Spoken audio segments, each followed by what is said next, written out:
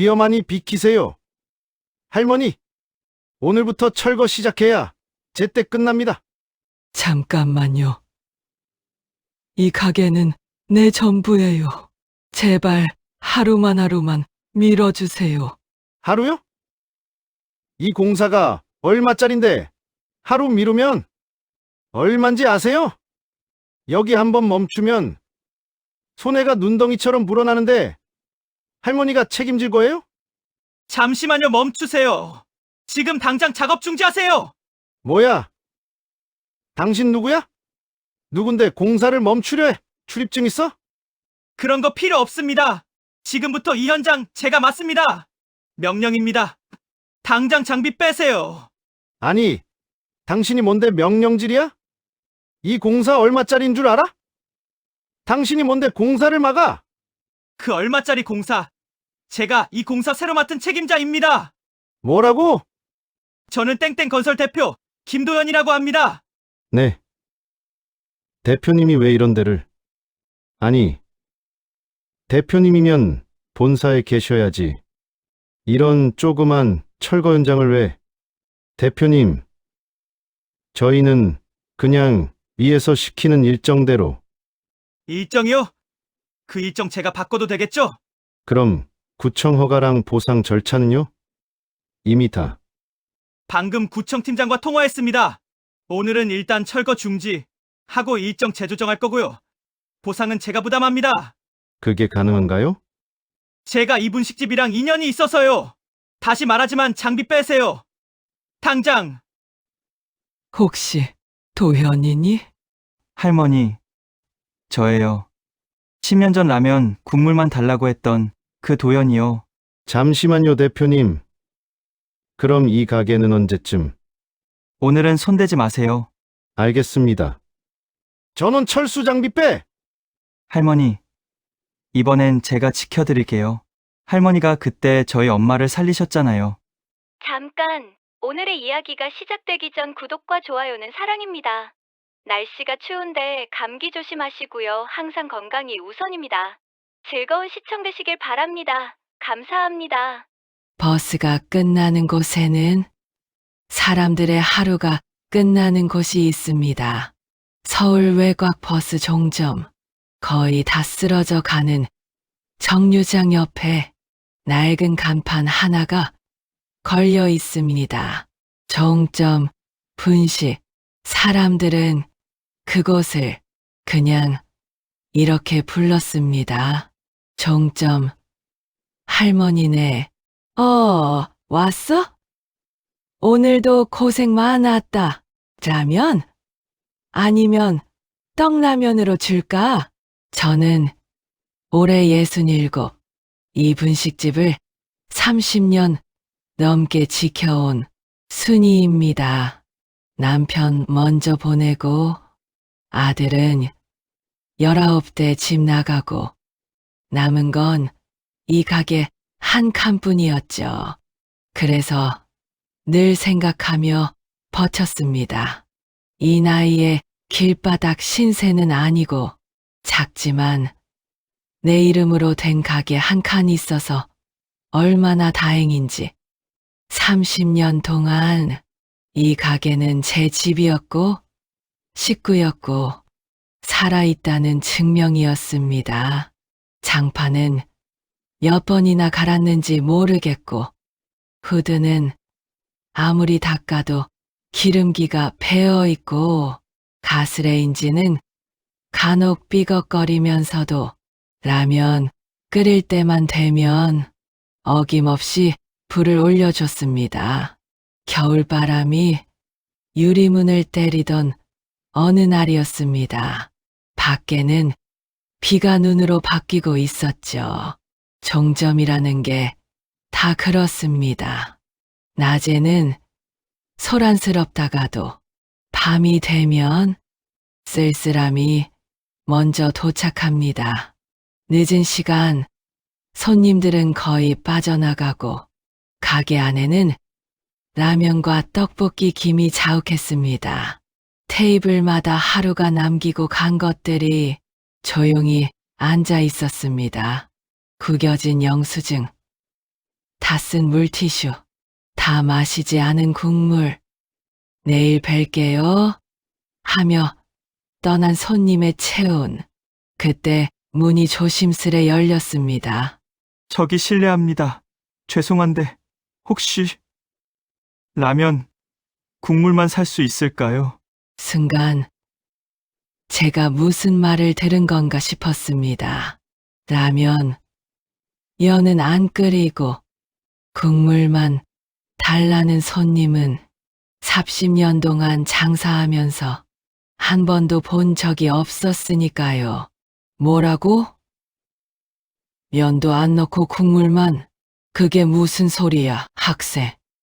문 앞에 서 있는 젊은 남자가 모자를 푹 눌러 쓰고 머쓱하게 웃었습니다. 아, 죄송해요. 제가 지금 현금이 많지 않아서요. 면은 안 끓여 주셔도 되고요. 국물에 밥만 좀 말아 먹어도 될까 해서. 말끝이 점점 작아졌습니다. 배가 고픈 티는 분명했지만 체면이 허락을 안 하는 눈빛이었죠. 주머니, 속을 뒤적이는 손, 손등엔 아직 아이 같기도 한 핏줄이 도드라져 있었습니다. 학생, 괜찮으니까 이리 와서 앉아. 저는 대답도 안 듣고 불부터 켰습니다. 냄비에 라면 2개를 털어넣고 떡볶이 국물도 국자로 한 국자 떠 넣었습니다. 그리고 계란 2알을 탁게 넣었죠. 스프를 반만 넣고 대신 간장을 조금 풀었습니다. 국물이 너무 자극적이면 빈속에 탈이 나거든요. 할머니 진짜 국물만 주셔도 돼요. 저 진짜 괜찮아요. 그냥 주는 대로 먹어, 학생.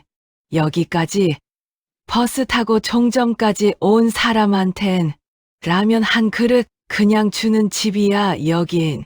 말은 그렇게 했지만 실은 제게도 그 한 그릇이 쉽지 않다는 걸 제가 제일 잘 알고 있었습니다.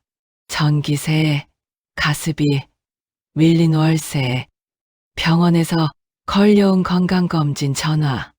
그래도 배고픈 젊은 사람 앞에 두고 이런저런 타령을 먼저 할 수는 없었습니다.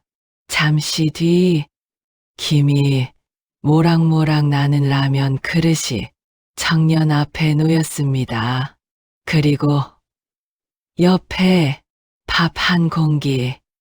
할머님, 저 진짜 돈이 없어요. 밥부터 먹고 얘기하자. 배고픈 사람한테 돈 타령부터 하면 그건 사람이 아니지. 청년은 더 말하지 못하고 젓가락을 들었습니다. 한 입, 2입, 국물을 들이킨 얼굴에 금세 생기가 돌았습니다.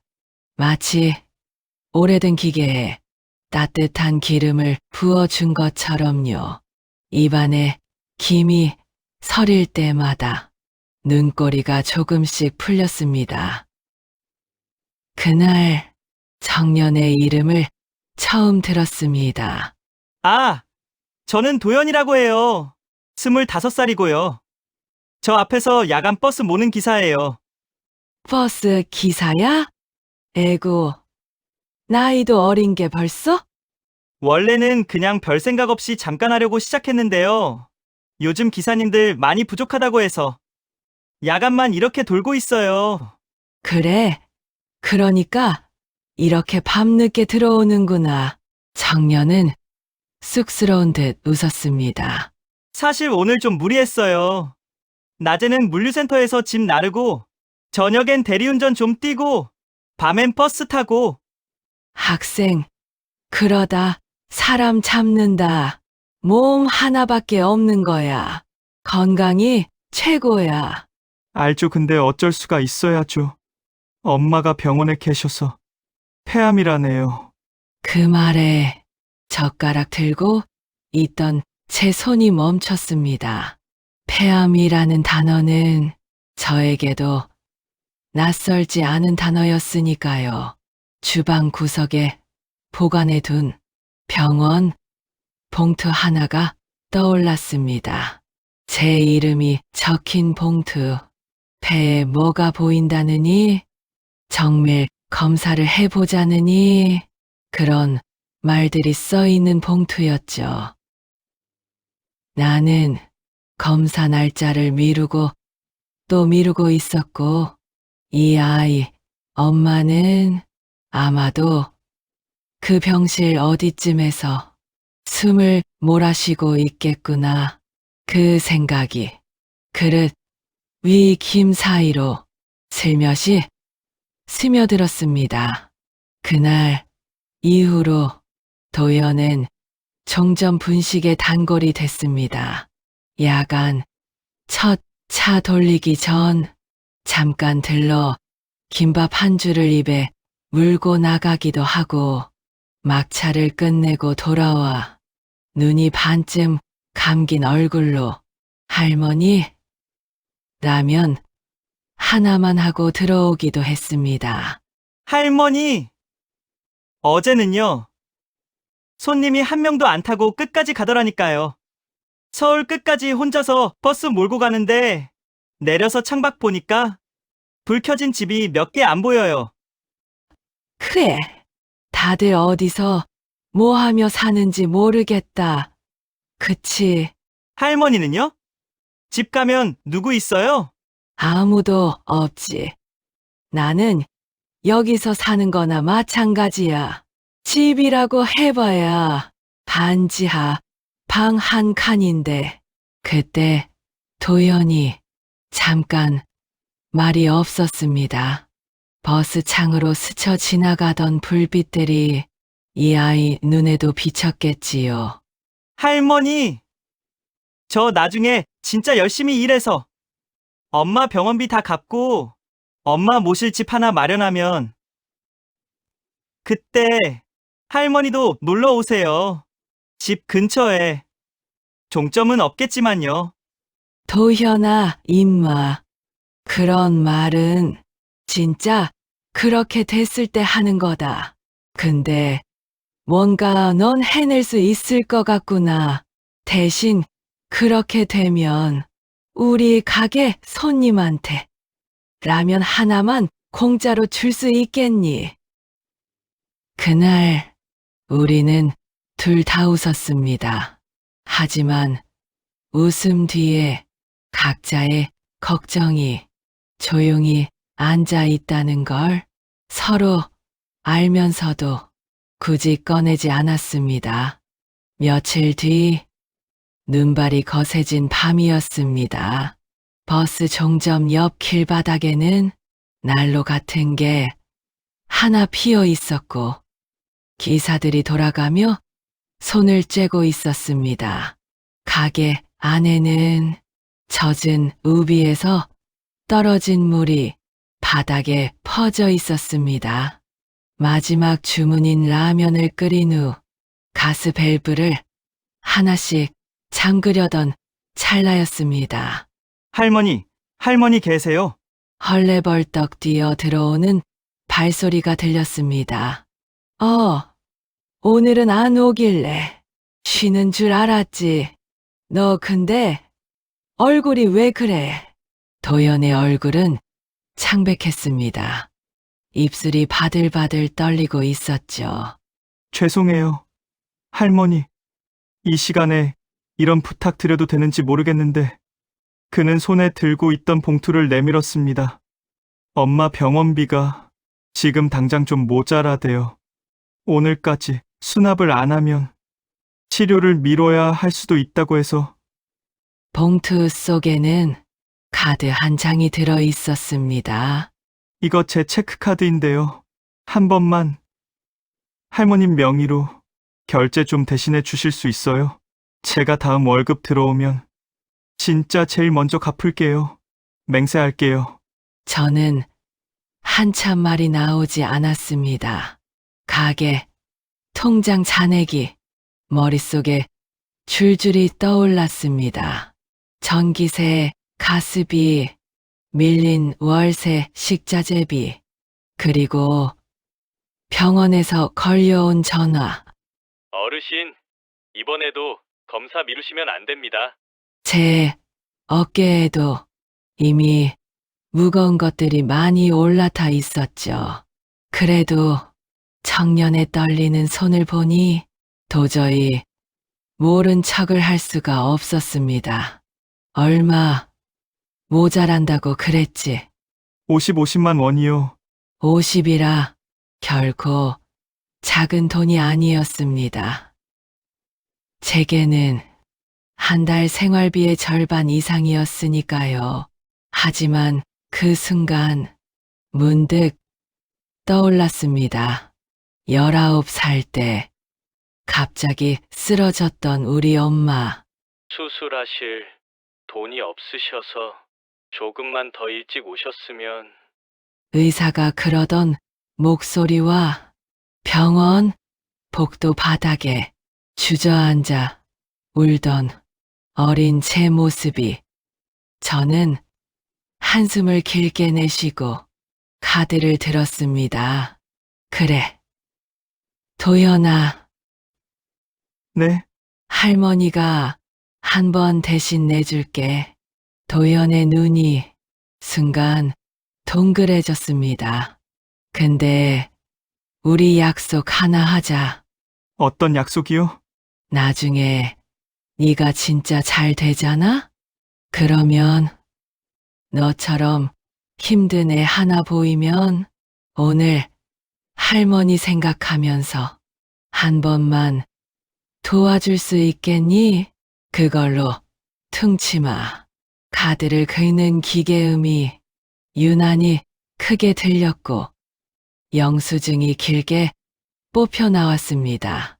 그날 밤 도연은 고개를 깊이 숙였습니다. 할머니, 저 진짜 평생 이 은혜 못 잊을 거예요. 도연아, 감사 인사는 나중에 받으마. 할미랑 한 약속이 있지 않았지? 얼른 가. 오늘은 엄마 곁에 있어 드려야지. 그 후로 몇 달 동안 도연이는 틈날 때마다 종점에 있는 가게에 들렀습니다. 라면 대신 김밥만 시킬 때도 있었고 떡볶이 국물에 남은 밥을 말아갈 때도 있었습니다. 할머니, 엄마가요. 어제는 기침만 계속 하시더니 오늘은 조금 덜 하시더라고요. 의사 선생님이 그러시는데 그래도 아직은 조금 버틸 수 있대요. 그래, 잘 됐다. 그 병이란 게 마음도 같이 버텨야 되는 거야. 너라도 옆에서 붙잡아 줘야지.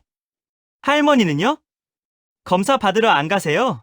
말을 잘못 던졌다는 걸 눈치챘는지 도연이가 눈치를 봤습니다. 도연아, 할머니는 더 이상 고장 날 곳도 몇 군데 없어. 이제 와서 뭐가 나와도 수선해 놓고 다시 버틸 몸도 아니야. 그래도요, 할머니가 없으면 여기 기사님들 어디 가서 라면 먹어요. 그 말에 괜히 코끝이 시큰해졌습니다. 어느 날은 도연이 종점에 나타나지 않았습니다. 그 다음 날도, 그 다음 주도, 버스 기사들 사이에서도 이야기가 조금씩 돌기 시작했습니다. 그 어린 기사, 도연인가? 걔 요즘 안 보이네. 그러게, 어디 딴 노선으로 빠졌나? 어디가 아픈 건 아니겠지. 저는 괜히 싱크대 앞에서 그 대화들을 들으며 손을 더 분주히 움직였습니다. 밥 잘 먹고 무사해야 할 텐데 그게 다였습니다.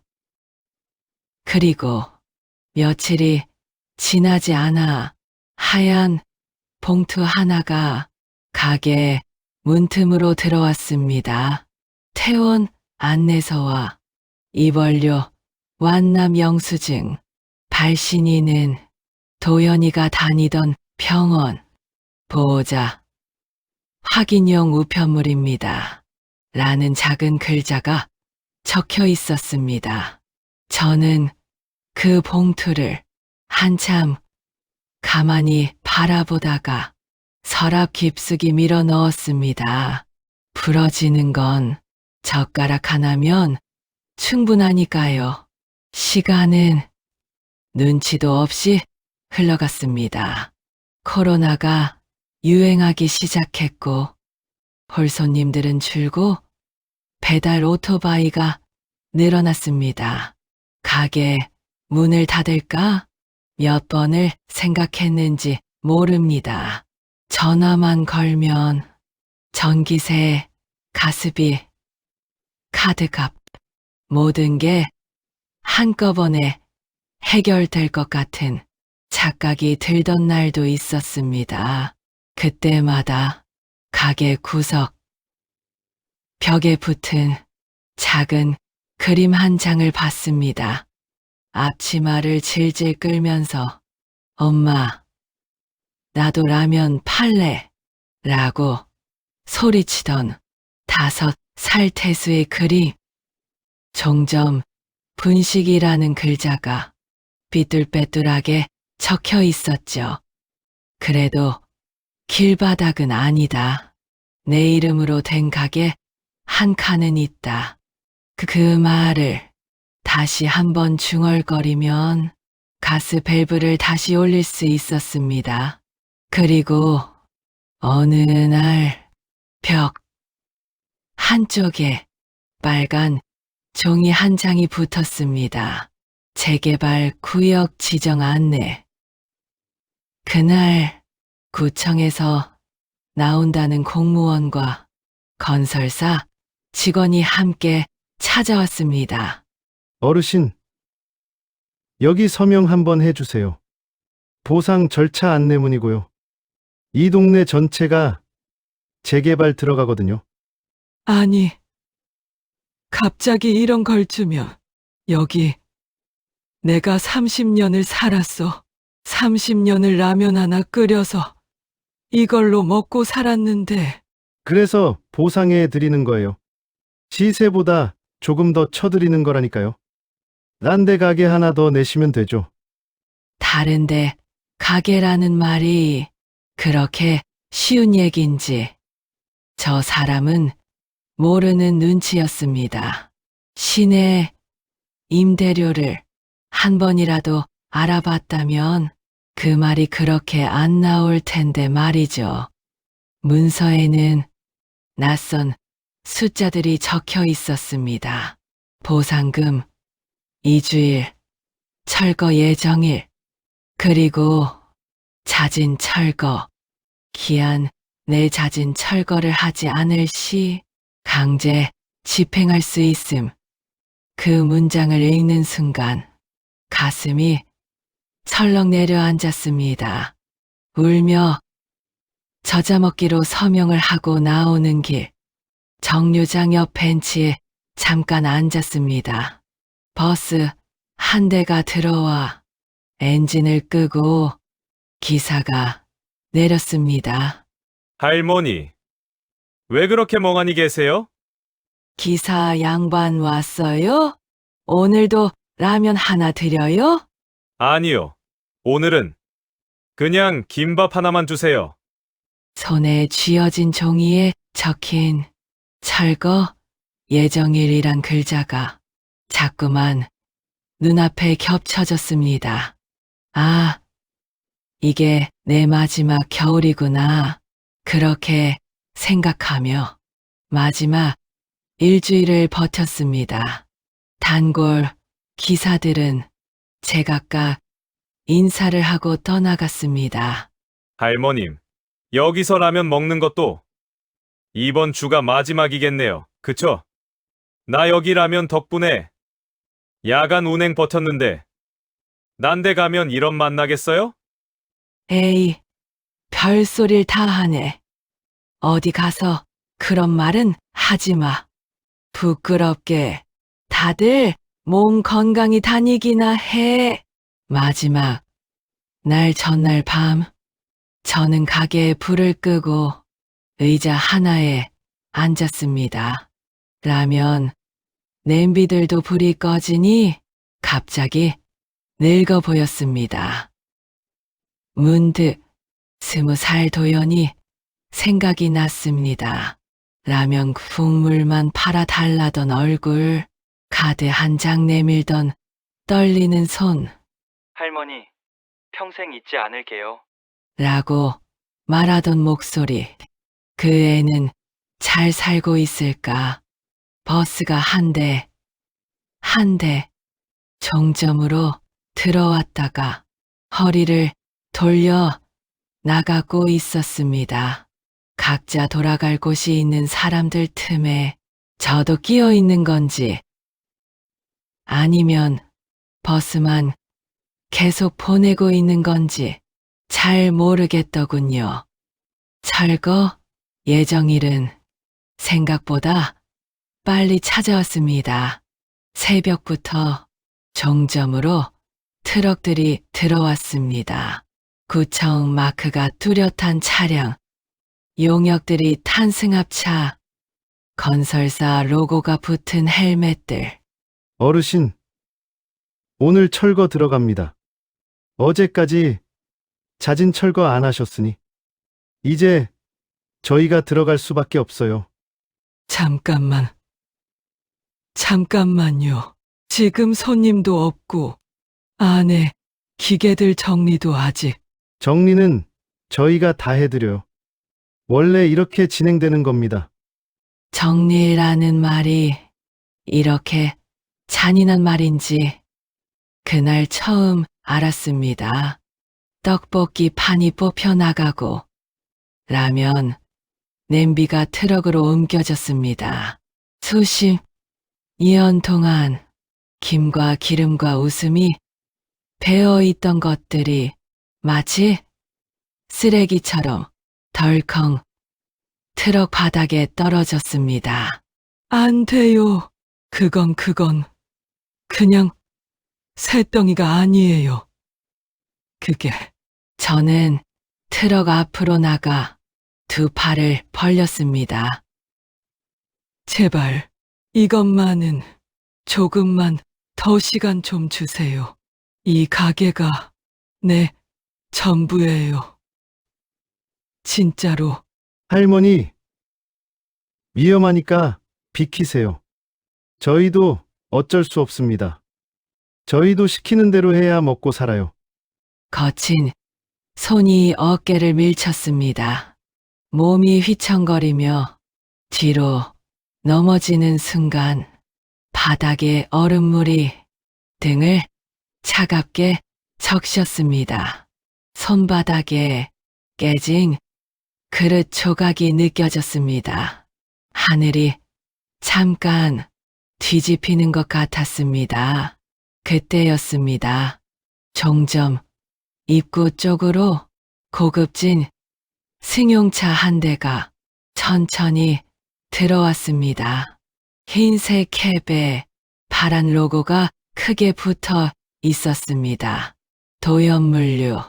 그 승용차에서 한 남자가 급히 내어 철거 현장으로 뛰어왔습니다. 잠깐만요. 여기 작업 잠깐만 멈춰주세요. 노란 조끼를 입은 현장 소장이 짜증 섞인 얼굴로 돌아봤습니다. 예? 누구신데요? 여기 업무 중입니다. 방해하지 마시고요. 이 구역 물류 이주랑 인근 상가 쪽 계약 맡고 있는 김도연이라고 합니다. 저는 바닥에 앉은 채 그 얼굴을 올려다봤습니다. 어느새 각진 턱, 넓어진 어깨에 정장 안에 방풍 조끼까지 갖춰 입은 낯선 남자.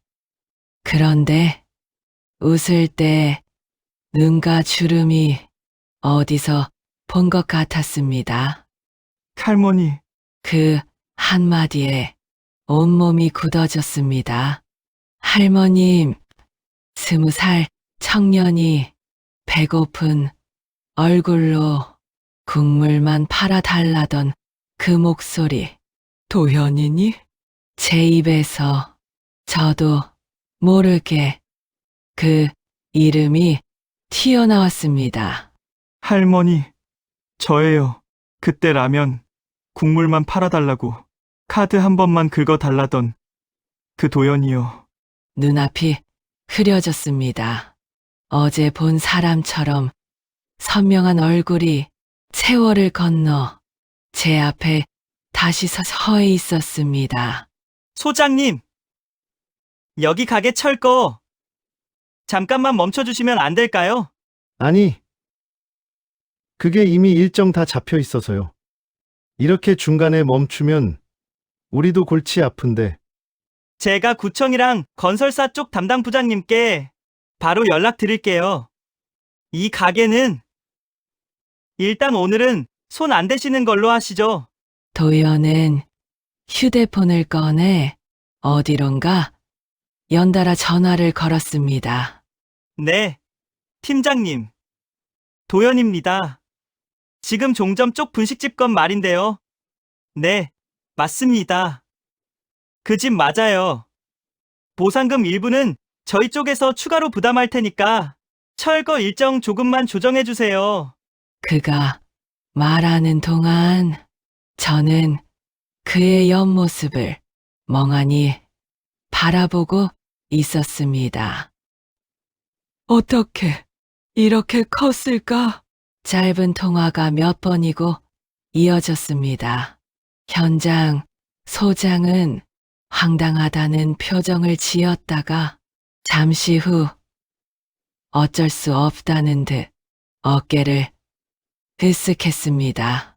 어르신, 오늘은 여기까지만 할게요. 일단 장비 빼고 나머진 나중에 다시 얘기합시다. 용역들이 트럭에 싣던 짐을 멈추고 후진으로 빠져나갔습니다. 시끄럽던 철거 현장이 순식간에 조용해졌습니다.